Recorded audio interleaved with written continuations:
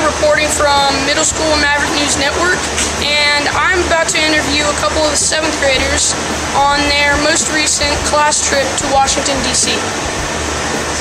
What was the first thing you did when you arrived? We went and ate food at the mall. And there was like really cool floor game thingy and played on that. Yeah, and then we went to the Jefferson Monument. Yeah, it was really fun. And then we went to the MLK Memorial. Yes, we did. Cool. Where did you stay? The Doubletree Hotel by Hilton. It's very nice. And cookies. How are the rooms organized? There's 4 people in each room and 2 beds. And we got to request who we wanted to be with, and we got at least one of those persons. Cool. What was your daily schedule? We got up really early. And we went to bed really late. Yeah, and then we went to some museums or monuments, and then we ate again, and then we went to museums and monuments, and we ate again.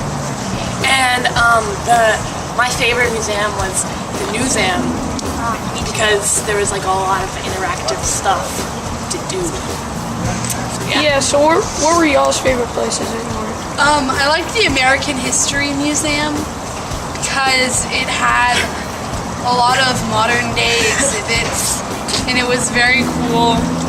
And there was a suggestion station where we got to suggest a lot of cool things.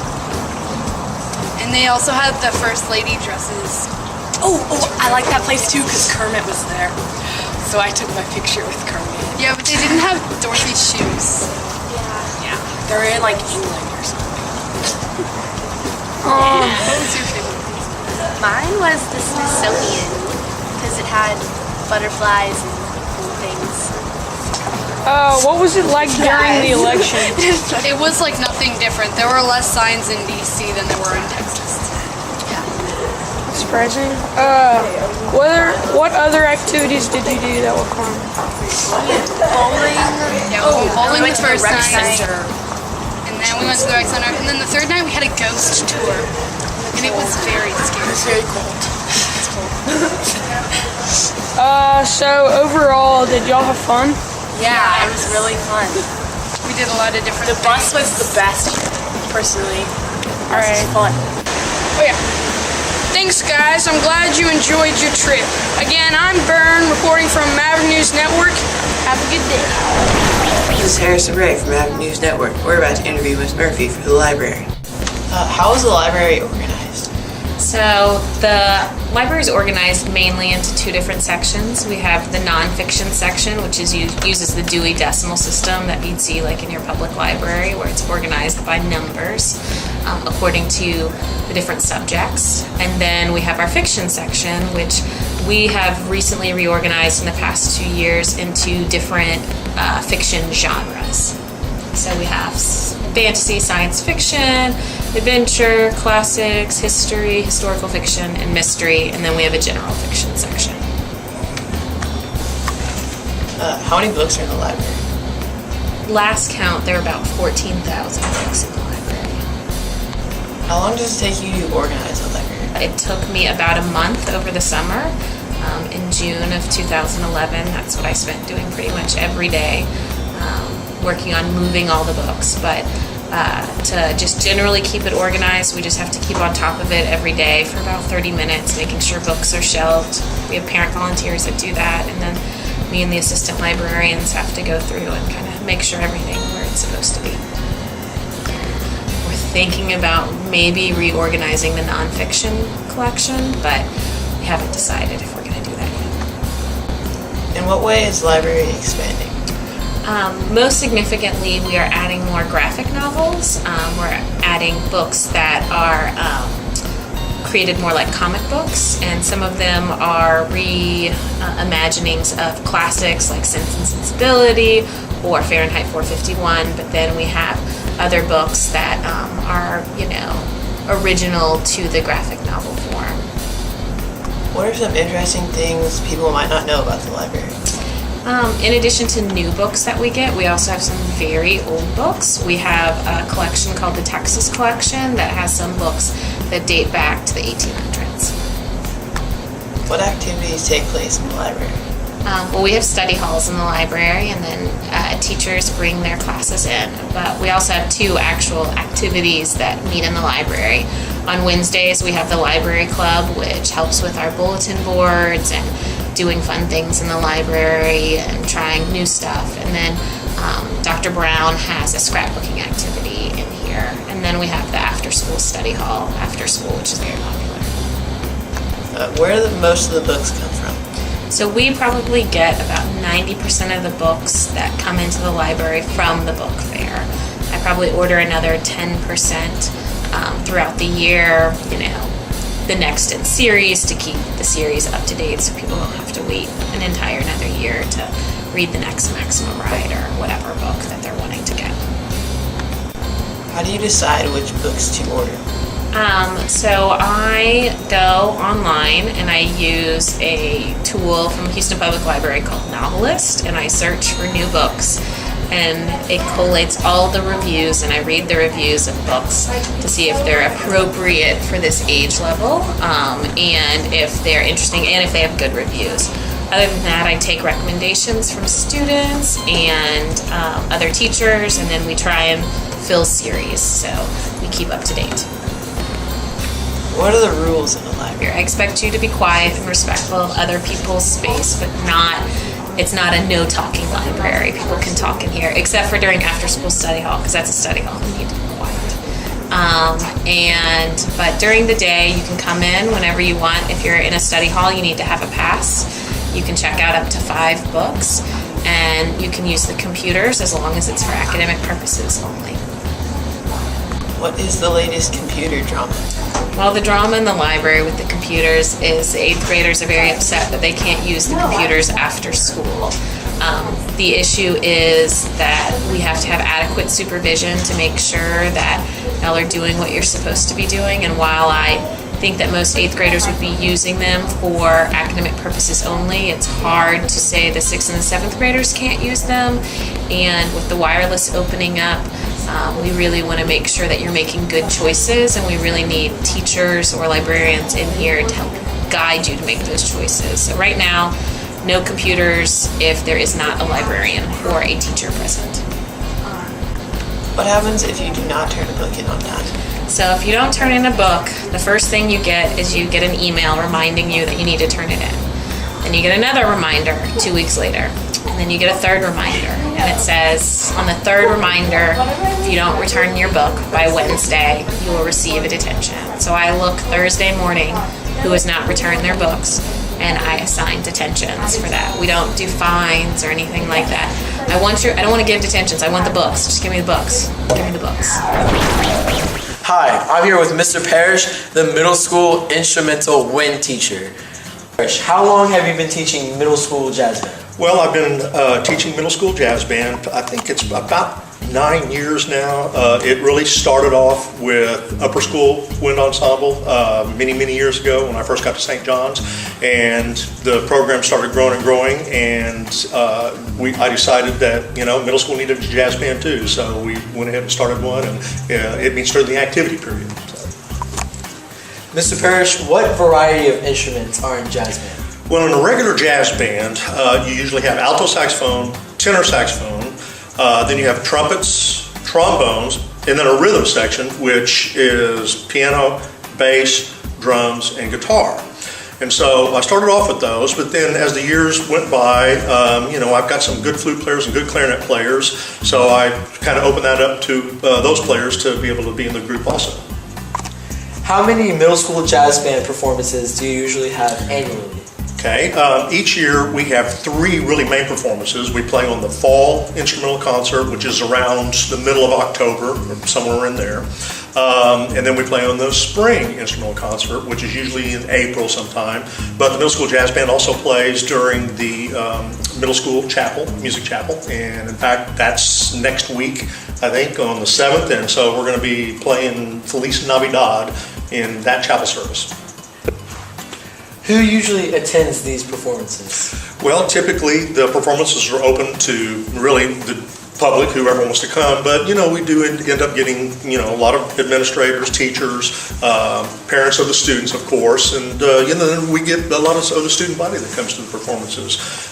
Typically the jazz bands perform on the very last part of the concert, so we start off with the string players, all their groups, and then we have the middle school intermediate band, then the beginner band, upper school wind ensemble, and then the middle school jazz band, and then the upper school jazz band. So that's how the evening goes. 2 jazz bands play on the end. What usually goes on in a typical jazz band rehearsal? In a typical jazz band rehearsal, well, it's, we don't have a lot of time. It's only 2 days a week. It's during activity period, so I meet them on Wednesday and Thursday, and by the time we get in here and warm up, I have about 35 minutes probably 2 days a week.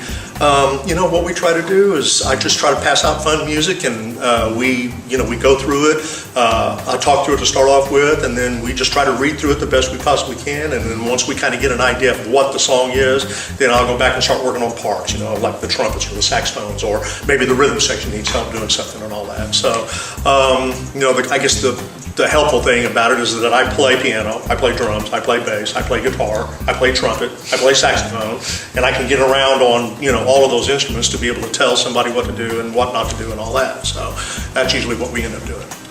Mr. Parrish, thank you for your time, and I hope all goes well with Jazz Band this year. Well, thank you very much. I appreciate you interviewing. Hi, I'm Sam Schneider, and I'll be doing an interview with Mr. Thibodeau about the International Club. Alright, I'm here with Mr. Thibodeau, and I'm going to be asking him some questions about the International Club. So, Mr. Thibodeau, what is the International Club? The International Club is an activity that meets on Tuesday, I believe. We are open to students throughout the middle school, and our focus is basically to sort of shift the gaze, and that's G-A-Z-E, away from sort of American-centered news and events and culture, and explore a little bit outside of our nation's borders. We encourage students to read the news or watch the news and figure out what's happening globally. We also study international cultures, food, film, and other aspects of international culture. So in a way, it's our attempt to sort of crack the proverbial St. John's bubble, or this American-centered bubble, if you will. And so when does it meet? We meet on Tuesdays during activity period. Okay, and what do students basically do in the International Club? Again, we have robust discussions about international affairs. We learn different aspects of international cultures. Last week, for example, the week before, we had a robust discussion of the conflict in Israel and Gaza. We learned about some Spanish dessert making. Ms. Prentice made us a delicious flan. I didn't eat much, lactose intolerant. And this week we're traveling to France, if you will, by examining some interesting French films, all in French, a few subtitles. So we do some pretty ordinary things, but I think for most of our students, a lot of times, at least those who are involved in the International Club, they're really interested in the world outside of the U.S. And so even though it may appear that these activities are pretty simple or commonplace, I think the students get a lot out of it. So do you have a large amount of members in the International Club?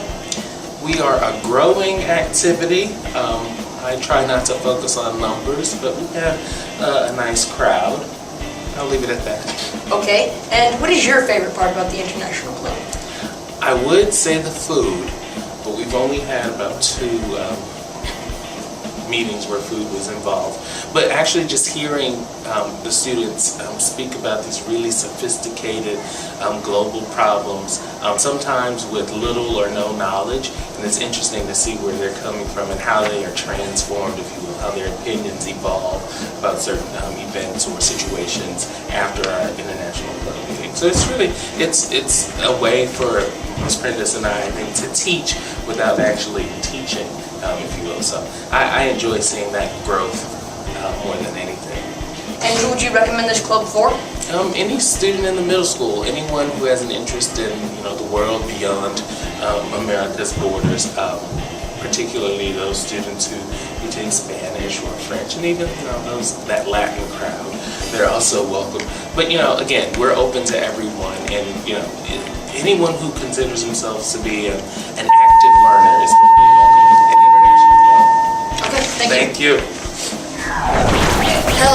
is Jeffrey Wang, and today I will be having an interview with Mr. Center. How long have you been a teacher at St. John's? Jeffrey, this is my 13th year teaching at St. John's, but they've been 13 glorious years, and they've gone by like it was just 2 minutes. What activities do you currently teach in the middle school? In middle school, for this section, I'm doing Doctor Who, which again has a record turnout of people who are geeky like I am, and I'm doing a creative writing class, which has just 8 students. I heard that Doctor Who is a very popular activity in the middle school, and so about how many people are actually in the activity? Officially, there are 60 people on the attendance list. Unofficially, I think about 75 people sneak in there and eat their lunches and then disappear other places. So the attendance that I take always seems to be outnumbered by the number of people in the room. But officially, it's 60. Who would you recommend Doctor Who for? I think people who like good storytelling would enjoy Doctor Who. I think people who like sci-fi would like Doctor Who. And I think a lot of girls like Doctor Who because it's always got a dreamy lead male in the role, and so they enjoy him on the aesthetic level. And what is your favorite episode in Doctor Who? That's a great question. I think my favorite episodes involve, it's tough to give a single one. There's a character called the Daleks, I like that. I like the Amy Pond episodes. But it would be the Weeping Angels, certainly are the spookiest, and that might be my favorite. And out of the 11 doctors, who do you think is the best? Tom Baker was the best doctor ever. He's the doctor I grew up with. 1970s, he had a long giant scarf, huge afro hair, and he ate gummy bears all the time that he kept in his pocket. What caused you to start the Doctor Who activity? It was actually a suggestion I give to all students out there. 3 8th grade girls approached me and said, we'd like to have this activity. And I said, you know what, that's a great idea, let's do it. It was not my idea at all. Wow. And what was your funniest memory ever? You know, I have to be careful on that one, that it's appropriate for the school environment. But certainly I'll say something funny that happened once in my class was a student farted in class loudly, and it was a girl, and then she went, sorry, I farted. Girls usually don't claim their farts, so that was pretty funny. Yeah. We all laughed about that one. Thank you. Thank you. Take care, Jeffrey. This has been a Maverick News Network interview. Thank you for watching. Hello, my name is Jeffrey Wang, and today I will be having an interview with Mr. Gramachis. I heard that you were a student at St. John's before. How different was St. John's back then? You know, St. John's was smaller. We didn't even have this building. My middle school experience was actually in the upper school. But a lot of the teachers were actually here that when I was here, as same that who are teaching you guys now. So like Ms. Keeney was here, and Mr. V. Hill was here. And so they taught me different places, different times of the year, or different ages. But it's very similar. The look and feel is pretty much the same. In other words, the feeling you get when you walk in the doors is the same feeling that I got when I walked in the doors here. Yeah. What activities do you currently offer, and what are they about? So I offer 2 activities. One is the Maverick, Munchkins, what would we call it? Munchkin Mavericks, Magic and Mavericks activity. And that activity includes different types of card games and board games. We play, it's a brown bag, and we play different types of games like Munchkin and Magic, and a game called Descent, A Dark Journey, which is a new one that we brought in. And then there's other games as well. It's pretty fun board games. And then on Thursday, I do a Miyazaki movie time, which we watch different types of movies that are anime movies that a lot of the students really enjoy, and said things that I'm actually learning about as well, because I've never watched a lot of them before. And which of your activities is your favorite? I think my favorite activity that I've been doing is what used to be called the Gaming 3.0, now is the Munchkin Magic and Mavericks activity. And I like it because it allows students to play games with each other. It's team-based games a lot, so it's a lot of times you're working together. It's very creative because you have to do a lot of thinking and planning, and you can be as loud and crazy as you want to because it's all the games are fun. There's no grading involved, it's just all about trying to win as a team, so I really enjoy doing that. Yeah, thank you. Sure, thanks for having me. This has been a Maverick News Network interview. Thank you for watching. Hi, I'm Lauren. And I'm James. And today we're going to make peanut butter frosting, and at the end, after we've made it, we're going to put it on some brownies that are currently in the oven. So, the first step is to put 1 cup of peanut butter in a large bowl. Now, Then you're gonna put a cup of, we kind of melted our butter, but just softening it is fine too. Stick that with the peanut butter and don't you mix it. And you want to mix that until it's kind of fluffy and smooth.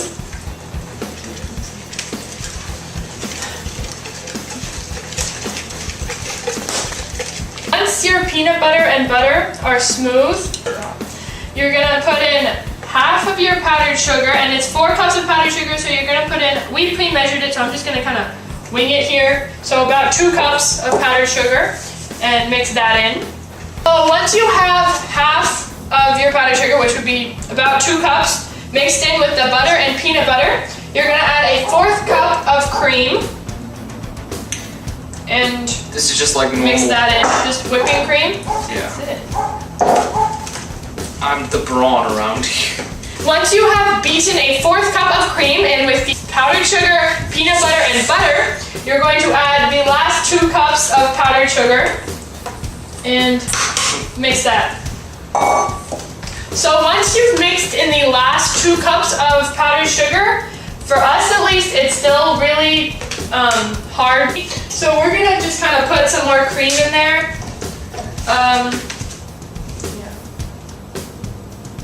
So just add little bits of cream until it's more frosting-like and spreadable.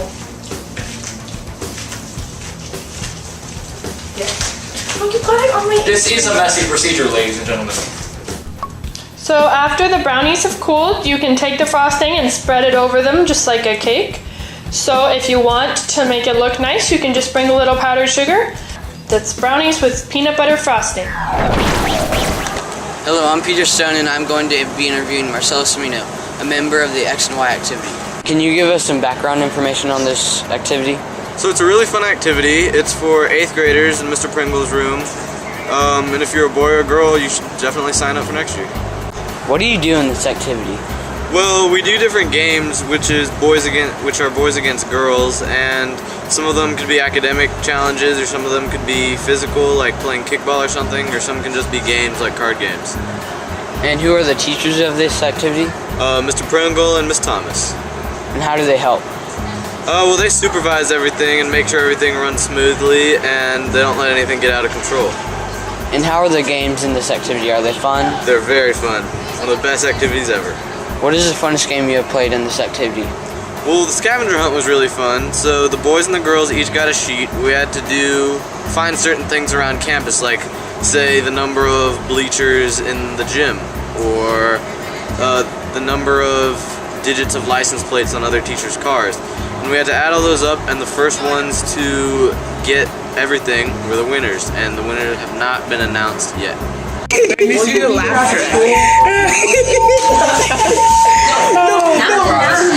Thank you, Marcella, and hopefully this encourages you to sign up for this activity next year, and back at you guys at the studio.